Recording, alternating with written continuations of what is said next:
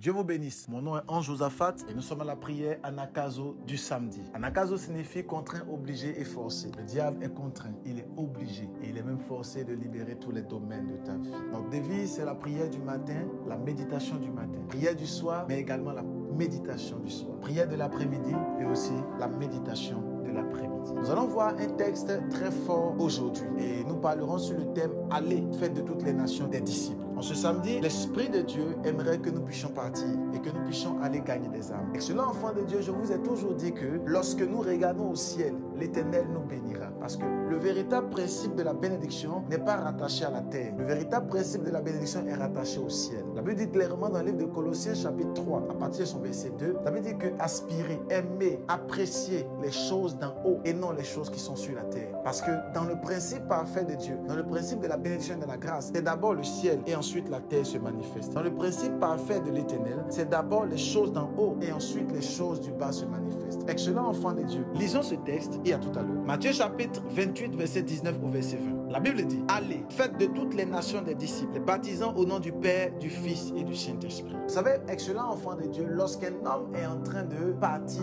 parce que ici Jésus-Christ était en train de monter vers le Père. Et pendant que Christ montait vers le Père, il était en train de laisser un héritage aux disciples. Il laissait un héritage fondamental aux disciples pour que les disciples puissent pouvoir s'entretenir, se fortifier et grandir sur cette terre. Et Jésus-Christ a donné deux héritages. Le premier héritage, c'était le Saint-Esprit. Dans le livre de Actes chapitre 1, à partir du verset 8, la Bible dit que restez ici jusqu'à ce que je vous ai promis quelque chose, jusqu'à ce que la promesse puisse se manifester. Le Saint-Esprit survenant sur vous et vous serez mes témoins. Amen. Voici la première promesse que Dieu fait aux disciples pendant qu'ils partaient. La deuxième promesse qu'il leur donne, c'est dans Matthieu chapitre 28 au verset 19 au verset 20. Il a dit: allez, faites de toutes les nations des disciples. Donc, voyons ici qu'il y a deux choses. La première des choses, Dieu leur a dit: ne bougez pas, restez ici jusqu'à ce que vous puissiez recevoir quelque chose. Mais la deuxième recommandation, c'est qu'il disait: allez, bougez, faites de toutes les nations des disciples, les baptisant au nom du Père, du Fils et du Saint-Esprit. Nous voyons deux choses ici. Lorsque Jésus-Christ partait, il a donné deux recommandations. La première recommandation: ne bougez pas, parce que vous allez recevoir une puissance. La deuxième recommandation: bougez et allez, faites de toutes les nations des disciples. J'aimerais dire, excellent enfant de Dieu, j'aimerais m'attarder sur aller, faites de toutes les nations des disciples. Beaucoup de personnes n'arrivent pas à entrer dans la bénédiction parce qu'ils ne bougent pas. Beaucoup de personnes n'arrivent pas à entrer dans la gloire parce qu'ils ne bougent pas. Beaucoup de personnes n'arrivent pas à bénéficier pleinement de toutes les grâces que Dieu a prévues pour eux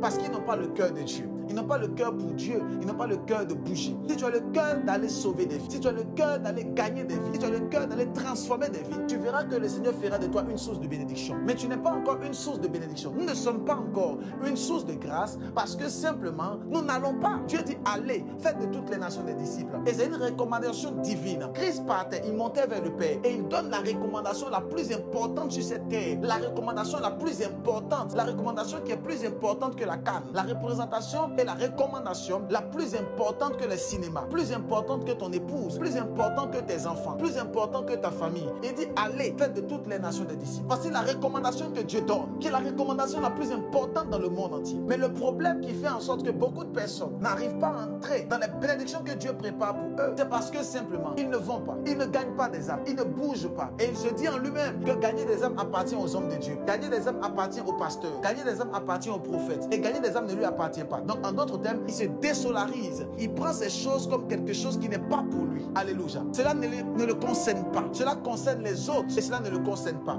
Il n'est pas responsable. Un chrétien qui est irresponsable ne peut pas voir la gloire de Dieu. Un chrétien qui n'est pas responsable ne peut pas voir la puissance du Saint-Esprit. Un chrétien qui ne se rend pas compte qu'il doit être responsable des âmes qui sont positionnées sur cette terre ne peut pas bénéficier de la grâce de Dieu. Tu dois comprendre aisément, excellent enfant de Dieu, que la charge de gagner des âmes t'incombe. Cela est de ton ressort. C'est à toi que Dieu a donné l'ordre. Pendant que tu entends le son de ma voix, n'endurcis pas ton cœur. Comprends que Dieu veut que tu puisses aller. Allez, faites de toutes les nations des disciples. Voilà la mission à laquelle le Seigneur t'a appelé. Va, ne dis pas en toi-même que je ne sais pas parler. Tu sais très bien parler quand tu as envie de manger. Tu sais très bien parler lorsque tu vas au travail. Alors tu peux parler et dire à quelqu'un: Jésus-Christ t'aime, viens, on va pas dans notre église. Viens, on va à l'église. Je te ramène dans la maison de Dieu. Tu es capable de le faire parce que l'Éternel t'a mandaté pour cela. La véritable bénédiction est rattachée lorsque nous faisons les choses de Dieu. Il n'est pas plus sage que Dieu. Nous ne sommes pas plus sages que Dieu. Nous ne sommes pas plus intelligents que Dieu en ne faisant pas la volonté du Père. Les choses qui permettront Que ton voyage, ta bénédiction, tes finances, ta gloire, tout ce que tu recherches puisse se manifester. Cela est rattaché au aller. Tant que tu ne vas pas, tu seras toujours dans la stagnation. Tant que tu ne bouges pas, tu ne pourras pas éclore. Dieu dit va, virgule, allez, virgule. Pourquoi Dieu met une virgule? Parce que lorsque tu pars, tu ne sais pas qui tu rencontres. Lorsque Dieu dit allez, faites de toutes les nations des disciples, lisez bien, vous allez vous rendre compte que Dieu dit allez, virgule. La virgule, c'est à quoi? La virgule nous fait comprendre que lorsque nous partons, nous ne savons pas qui nous allons rencontrer. Lorsque nous parlons de Jésus, nous ne savons pas à qui nous parlons de Jésus. Nous ne savons pas qu'est-ce que Dieu fera. Voilà pourquoi Dieu dit allez, virgule. La virgule nous fait comprendre clairement que Dieu